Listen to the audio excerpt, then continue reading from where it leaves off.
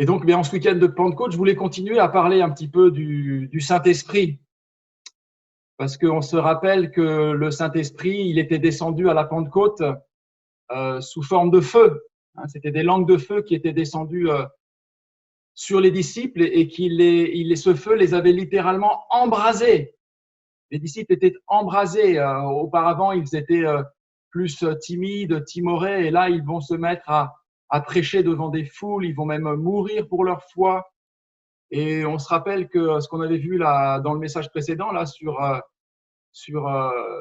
le Saint-Esprit, que Jean a baptisé d'eau, mais il a dit que celui qui viendrait après lui, il baptiserait de Saint-Esprit et de feu. Et donc il y a vraiment cette notion de feu qui est récurrente et qui revient très souvent dans la parole de Dieu. C'est pour ça que là on se promène un petit peu dans l'Ancien Testament aussi, à la recherche de ce feu de Dieu pour savoir quels enseignements on peut en tirer pour nous aujourd'hui. On se rappelle que les disciples, en voyant le zèle de Jésus-Christ, ils disaient, en le voyant, qu'ils se sont souvenus qu'il était écrit de lui, « Le zèle de ta maison me dévore ». Et Jésus, il était enflammé par le zèle de la maison de Dieu. Et la Bible nous dit que Dieu est esprit et que notre Dieu est un feu dévorant. Donc on voit, il y a cette notion entre le Saint-Esprit et le feu qui est indispensable dans tous les domaines de notre vie et qui, en plus, traverse toutes les Écritures. Alors, je voulais qu'on continue, et spécifiquement là, en ce week-end de Pentecôte, à aller chercher ce feu de Dieu dans l'Ancien Testament et voir quelles applications on peut en avoir pour nous aujourd'hui. Et la première chose que je voulais qu'on voit, c'est on va aller dans Lévitique au chapitre 6. Et la première chose que l'on voit, c'est que le feu ne devait jamais s'éteindre. Et c'est mon premier point. Le feu ne devait jamais s'éteindre. Alors, vous vous souvenez ce qu'on a vu la fois précédente, on avait vu ce feu déjà, cette alliance qu'il y avait eu entre Dieu et Abraham, une alliance à la méthode des Chaldéens où pour sceller l'alliance, il fallait couper des animaux en deux et puis les deux parties devaient passer entre les animaux pour que l'alliance soit scellée. Et on a vu qu'en fait, seul Dieu est passé, et il est passé sous forme de feu. Et c'est Dieu qui s'est engagé dans cette alliance, l'alliance pour le pays promis, pour l'héritage. Donc on avait dit c'est un petit peu la même chose pour notre salut, notre héritage, notre repos en Jésus-Christ. Eh bien c'est Dieu seul qui s'est engagé. Et notre salut ne repose pas sur nous, sur nos œuvres, mais sur l'œuvre parfaitement accomplie de Christ. On avait vu aussi le feu de notre appel avec Moïse qui était après une tentative charnelle de protéger, de délivrer son peuple, il s'était retrouvé berger à Madian. Et puis il était là comme un berger un peu défaitiste. Et puis tout d'un coup, il a fait cette rencontre-là avec le feu de Dieu au travers de ce buisson à Horeb. Et puis ça a complètement changé sa vie. Et revêtu de ce feu et de cette puissance, eh bien, il a dompté l'Égypte et le monde. Et puis on avait vu enfin que les Israélites, dans leurs inquiétudes, sans savoir trop où ils allaient, il y avait cette colonne de feu qui les rassurait et qui les conduisait les nuits durant pendant leur cheminement dans le désert. Et donc on voit ce feu-là qui était déjà présent et qui représentait voilà la gloire, la manifestation de Dieu dans la vie de son peuple. Et là, on continue aujourd'hui et on voit que ce feu ne devait jamais s'éteindre parce qu'après la sortie d'Égypte, eh bien, ils ont les recommandations de Dieu d'élaborer ce tabernacle. Et Dieu va constituer une classe de prêtres. Vous entendez ça? Il va constituer une classe de prêtres. Alors ça, c'est important pour nous parce qu'on se dit, comme je vous le dis depuis tout à l'heure, on va chercher dans l'Ancien Testament les illustrations, les choses qui peuvent nous enseigner, nous servir d'exemple aujourd'hui. Dieu, à ce moment-là, va se Et que nous dit la Bible en ce qui nous concerne aujourd'hui? C'est que Dieu a fait de nous un royaume de sacrificateurs pour Dieu son Père. C'est-à-dire que Dieu a fait de nous un royaume de prêtres, de sacrificateurs pour Dieu son Père. Donc on a cette fonction notamment d'amener les gens à Christ en leur prêchant l'Évangile. Et donc on est nous aussi quelque part des sacrificateurs de la nouvelle alliance. Et ces sacrificateurs, ces prêtres dans l'Ancien Testament, ils devenaient responsables du culte et de la gestion des sacrifices. Donc c'était, vous le savez, hein, c'était Aaron et puis ses fils. Donc c'était la classe qu'on appelait des Lévites. Et tout était, Dieu, il avait donné des directives très précises. Hein, si vous suivez tout le livre de Lévitique, c'était extrêmement précis, tout était extrêmement codé, jusqu'à même l'habillement des prêtres. Mais il y avait une chose, surtout une chose très importante, c'est que dans le tabernacle, le feu ne devait jamais s'éteindre. Alors ça nous fait penser aussi à quelque chose pour nous aujourd'hui, parce qu'il est écrit « N'éteignez pas le Saint-Esprit ». C'est intéressant de faire ces parallèles Ancien Testament, Nouveau Testament, parce qu'on dit que l'Ancien Testament, c'est le livre d'images, le livre d'illustration du Nouveau Testament. Et donc, il était indispensable pour les prêtres de prendre toutes les dispositions nécessaires, toutes les mesures pour que le feu ne s'éteigne pas, pour que le feu ne s'éteigne jamais. Et regardez, je vous invite à prendre avec moi donc en Lévitique, là, Lévitique au chapitre 6. Hop là, alors j'y vais parce que je n'y suis pas encore. Lévitique au chapitre 6.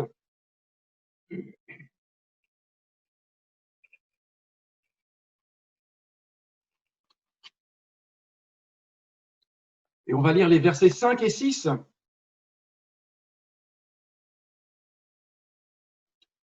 Donc Dieu dit, le feu brûlera sur l'autel, il ne s'éteindra point. Chaque matin, le sacrificateur y allumera du bois, arrangera l'holocauste et brûlera la graisse des sacrifices d'action de grâce. Le feu brûlera continuellement sur l'autel et ne s'éteindra point. Très important ça, hein. Vous avez vu que tous les matins, il devait veiller à ce que le feu ne s'éteigne point. Et donc Dieu il va agréer le sacrifice que vont apporter les prêtres. Les premiers sacrifices dans le tabernacle, et tournez quelques pages en Lévitique au chapitre 9.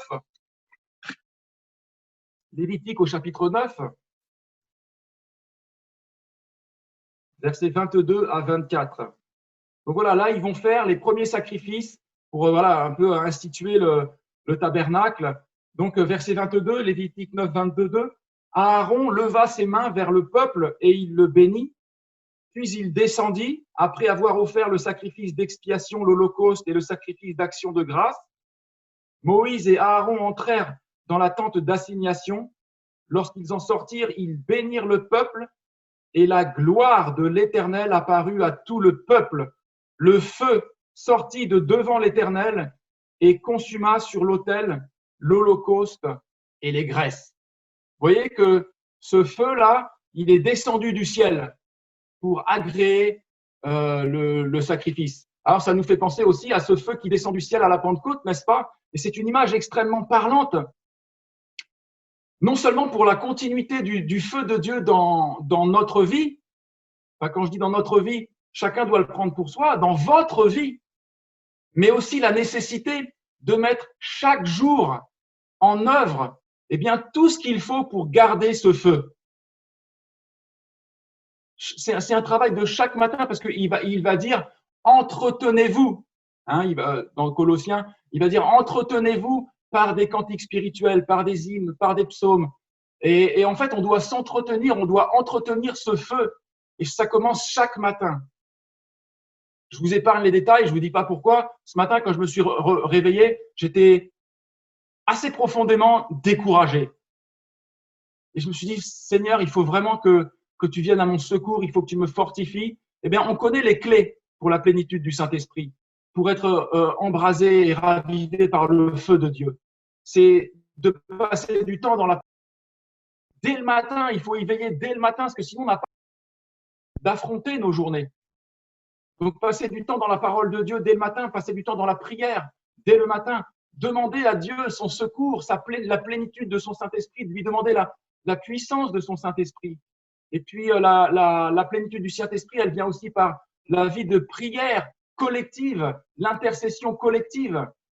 C'est ce qui caractérise d'ailleurs ce moment de la Pentecôte où ils étaient tous ensemble dans le même lieu avec un but commun de chercher la face et la gloire de Dieu. Et prier aussi, demander que Dieu nous ouvre des portes pour l'évangile, des portes efficaces, parce que nous savons que la puissance du Saint-Esprit vient pour le témoignage. Vous recevrez une puissance et vous serez mes témoins. Et donc, c'est très important, ce premier point, de veiller à ce que le feu ne s'éteigne jamais. Donc, posons-nous la question, chacun individuellement, qu'en est-il du feu de Dieu dans ma vie?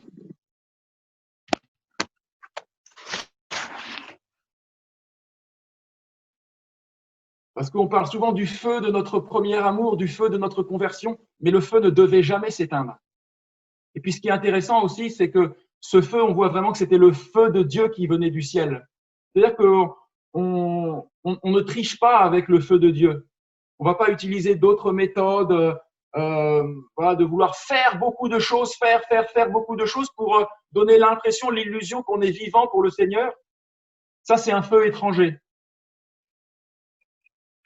Mais le véritable feu, il vient dans une communion intense, profonde et régulière et de chaque jour avec le Seigneur. Je prends souvent cette illustration du sport, mais vous savez qu'un sportif de haut niveau, et nous, on veut être des sportifs de haut niveau pour Dieu, je veux dire des sportifs spirituels, on veut être des hommes et des femmes de piété. Eh bien, le sportif de haut niveau, il n'a pas appris son sport un jour, il y a 20 ans, et puis maintenant, c'est bon, il sait le faire, et il reste dans les meilleurs mondiaux avec cet acquis. Non, le sportif de haut niveau, il s'entretient chaque jour. Il s'entraîne plusieurs heures par jour et plusieurs jours par semaine. Eh bien, nous, c'est pareil. En tant que chrétiens, l'entraînement spirituel, c'est tous les jours pour entretenir ce feu de Dieu. Et on en passe maintenant au deuxième point. On va voir un deuxième passage là pour ce matin où on voit ce feu dans l'Ancien Testament, et j'ai appelé ça le feu de la repentance. Et c'est intéressant aussi cette notion du feu de la repentance. Je vais vous expliquer pourquoi, mais déjà, la perspective biblique par rapport à ce deuxième point, c'est l'histoire d'un des péchés de David. Et il en a fait plusieurs, hein. On connaît le péché bien connu, malheureusement, de son adultère avec Bathsheba et de l'assassinat de son mari, Uri, le Héthien. Mais je vous parle là maintenant du péché du dénombrement. Vous savez, quand David a voulu dénombrer le peuple d'Israël, ça nous est relaté en 2 Samuel au chapitre 24 et en 1 Chronique au chapitre 21. Et donc, je vous invite là, pendant que je parle, à aller dans 1 Chronique au chapitre 21. Les deux textes mis en parallèle nous montrent que c'est Satan qui va pousser David à faire ce dénombrement. Mais on voit encore là la souveraineté de Dieu, qu'en réalité, c'est Dieu qui laisse Satan, qui laisse la possibilité à Satan de tenter David pour faire ce dénombrement. Et ça, c'est quoi le péché de David? Là, c'est un péché qui est lié à l'orgueil. Il voulait savoir combien ils étaient grands, combien ils étaient puissants. Et ça, c'est un péché qui me parle personnellement beaucoup, parce que ça nous parle des vaines ambitions personnelles, du vain désir de briller dans ce monde et en société. Et voilà, c'est comme ça que David avait agi, par vaine gloire, par orgueil et par ambition personnelle. Mais la suite nous révèle que ce sera terrible en fait, hein, parce qu'il y a 70 000 Israélites qui vont trouver la mort. Et David, il va être là, il va prendre là où son péché est en train de l'emmener et là où son péché est en train d'amener son peuple. Il voit l'ange de la destruction arriver vers Jérusalem. Et alors là, David, il va se repentir et il va supplier Dieu. Il va supplier Dieu, il va vraiment s'humilier. Et Dieu va faire preuve de miséricorde en demandant à David de faire lui-même un sacrifice. C'est fort quand même, parce que normalement, on l'a vu, c'était Aaron et les Lévites qui devaient faire les sacrifices. Mais Dieu va demander là à David lui-même de faire ce sacrifice. Il va lui demander de bâtir un autel là où il est, là où il se trouve, et de réaliser lui-même le sacrifice. Et donc, je vous invite à lire là 1 Chronique au chapitre 21. 1 Chronique au chapitre 21.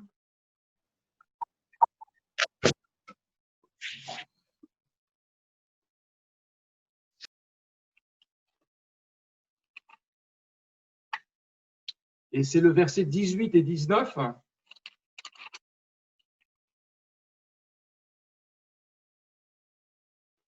Alors voilà, suite à cette repentance, le verset 18 nous dit « L'ange de l'Éternel dit à Gad de parler à David, afin qu'il monte pour élever un autel à l'Éternel dans l'aire d'Ornan le Jébusien. » David monta selon la parole que Gad avait prononcée au nom de l'Éternel. Et si vous voulez bien lire avec moi maintenant le verset 26, on va voir comment Dieu ici va manifester le fait qu'il agrée le sacrifice de David. Verset 26. David bâtit là un autel à l'Éternel et il fit des holocaustes et des sacrifices d'action de grâce. Il invoqua l'Éternel et l'Éternel lui répondit par le feu qui descendit du ciel sur l'autel de l'holocauste. Et on voit ici quelque chose de vraiment de magnifique et d'extraordinaire pour nous aujourd'hui, c'est que ça a commencé par un péché immonde, un péché terrible. De toute façon, avec Dieu, il n'y a pas de petit péché. Et en fait, David va se repentir, mais vraiment sincèrement.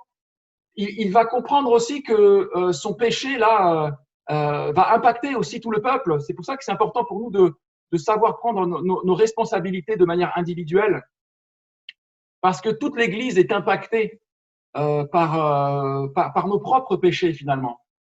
Et ce qui est en tout cas formidable, je trouve, c'est que là où ça avait commencé par un péché, par une désobéissance et par un péché, eh bien ça finit par la manifestation de la gloire de Dieu, et cela au travers du feu. Et ça va même aller plus loin dans la grande histoire de la rédemption, c'est-à-dire qu'à cet endroit-là, déjà on voit que c'est plus les sacrifices, les Lévites et les Aaronites qui vont faire le sacrifice, mais là c'est David, et que à ce moment-là le tabernacle il est à Gabaon, mais que c'est maintenant à cet endroit-là que Dieu va ériger le temple qui va faire ériger par Salomon. Donc on voit que il y a cette progression, c'est-à-dire que là où nous on pêche et où on se repent, Dieu nous demande d'aller encore plus loin après, d'utiliser même cet événement fâcheux pour nous sanctifier davantage.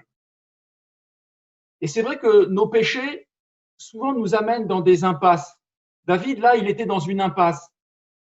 Je pense aussi à Balaam qui avait été embauché par Balak pour maudire Israël. Et donc, il allait là, il était en train de commettre ce péché, il était en route. Et puis, il y a l'ange de l'Éternel qui se met devant l'ânesse de Balaam. Et puis, finalement, elle a tellement peur de l'ange de l'Éternel avec son épée nue dans la main qu'elle va se raser un mur, elle va abîmer la jambe de Balaam. Et puis, au bout d'un moment, elle va carrément se coucher par terre. Et finalement, Balaam se retrouve dans une impasse. Et souvent, nous aussi, quand on pêche, quand on remplace Dieu par des vaines idoles dans nos vies, et je vous avais partagé pour ma part à la fin de l'année à quel point j'avais eu, notamment dans le sport, mais c'est qu'un exemple, des ambitions personnelles, la recherche d'une vaine gloire, une espèce d'idolâtrie dans laquelle j'étais tombé et qui m'avait amené dans une impasse. Et vous savez, à partir du moment où je me suis repenti, eh bien, c'est vraiment le feu de Dieu, le feu de la repentance qui est tombé dans ma vie. Et c'est quelque chose d'extraordinaire. Parce que tout d'un coup, on est de nouveau enflammé par quelque chose de nouveau. Je me rappelle de cette sœur que j'ai connue dans ma vie chrétienne qui vivait dans le péché. Elle était chrétienne, mais elle vivait dans le péché.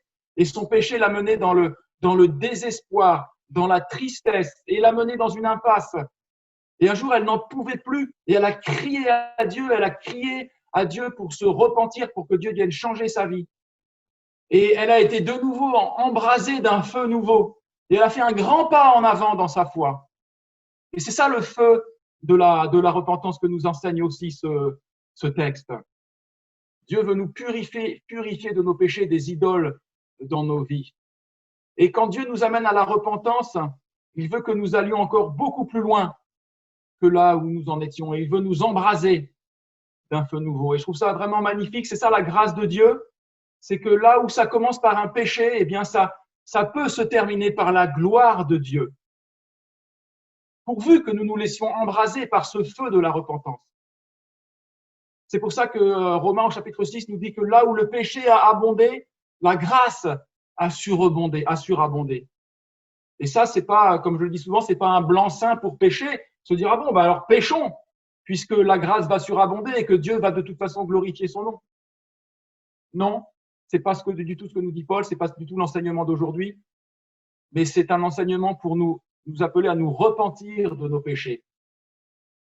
Et puis, ce qu'il y a d'extraordinaire, c'est que ce point-là, je trouve qu'il magnifie toujours et encore le sacrifice de Christ.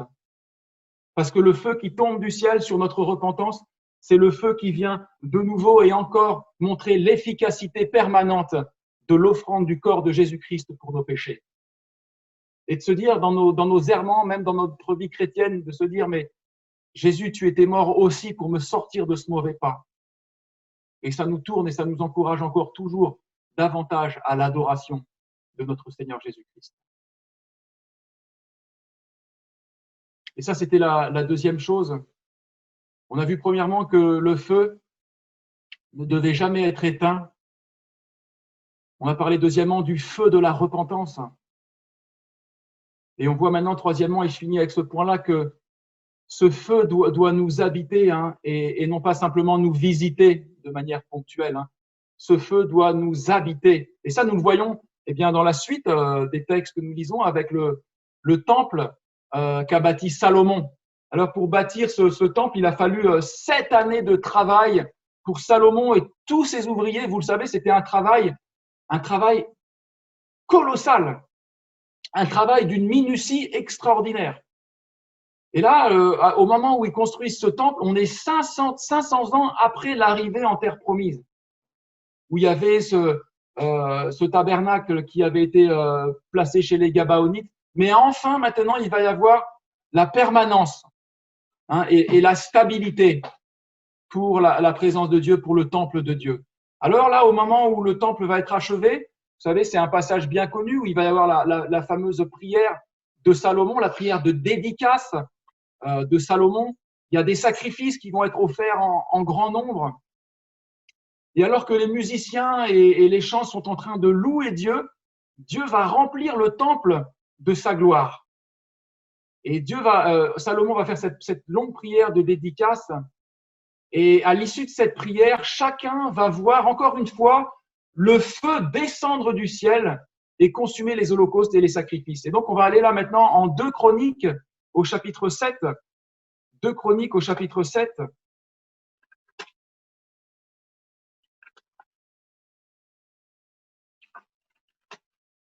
Et c'est les versets 1 à 3.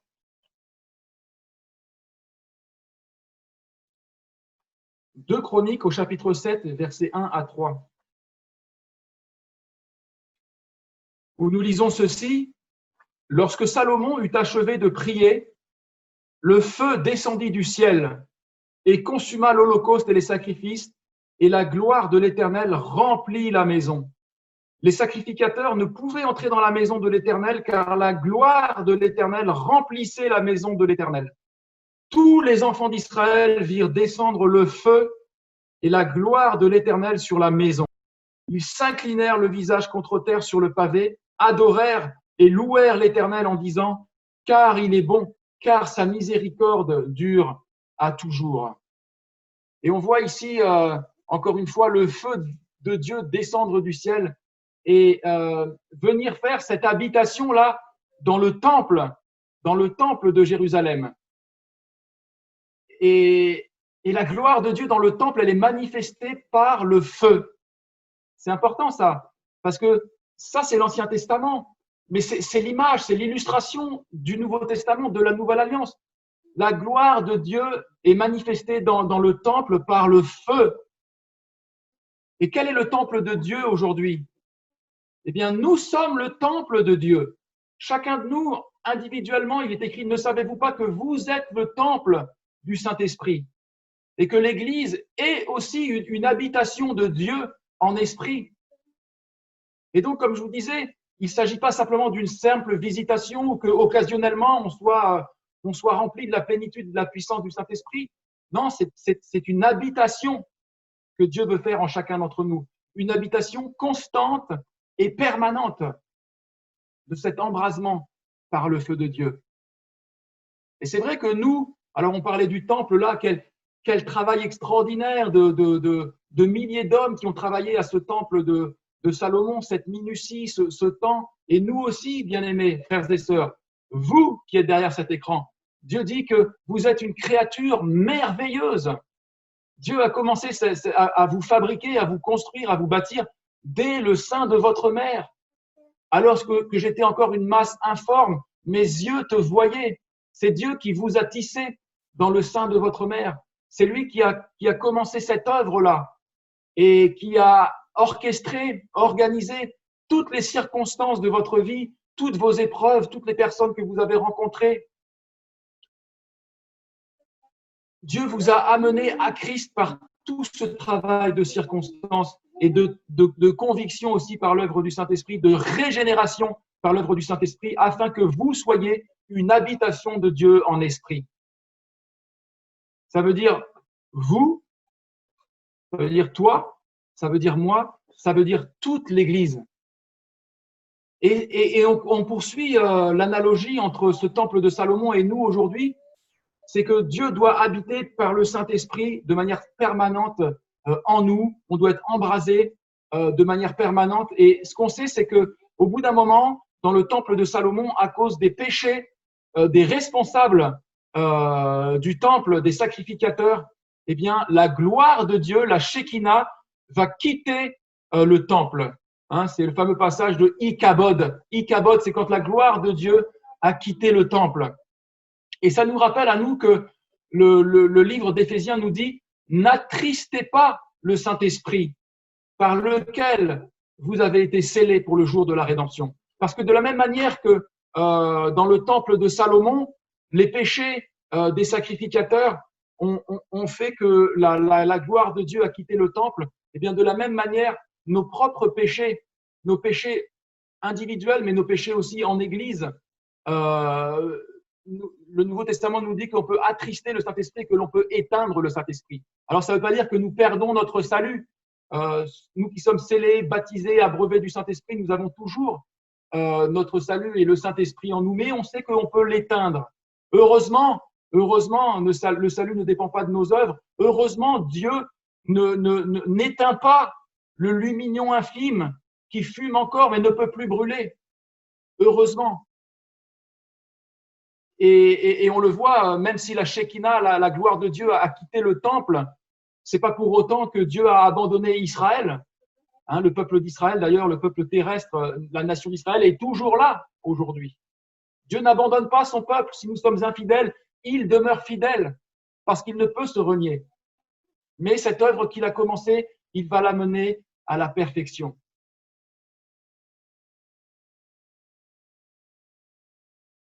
Et aujourd'hui, bien aimés, en ce week-end de Pentecôte, nous pouvons nous poser la question: où est le feu de Dieu dans nos vies?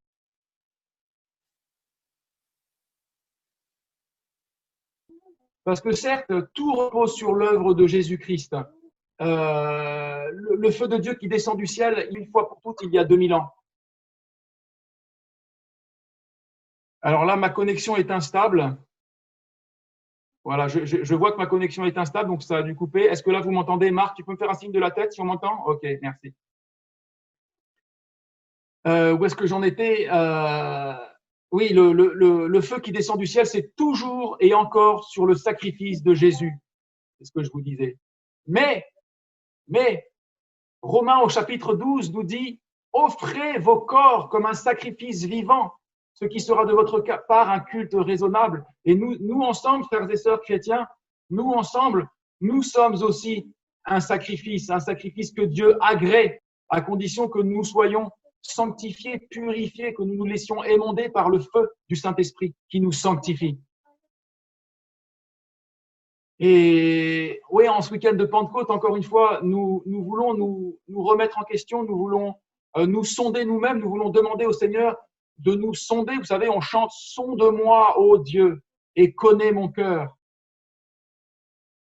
Montre-moi si je suis sur une mauvaise voie et conduis-moi vers la voie de l'éternité. Montre-moi si j'ai perdu mon premier amour. Parce que le feu doit brûler constamment dans nos vies. Le feu de Dieu ne doit jamais s'éteindre. Et s'il est éteint, il doit absolument revenir dans nos vies, frères et sœurs. Il doit absolument revenir dans notre Église. Alors, on va s'incliner dans la prière et puis je vais prier pour conclure.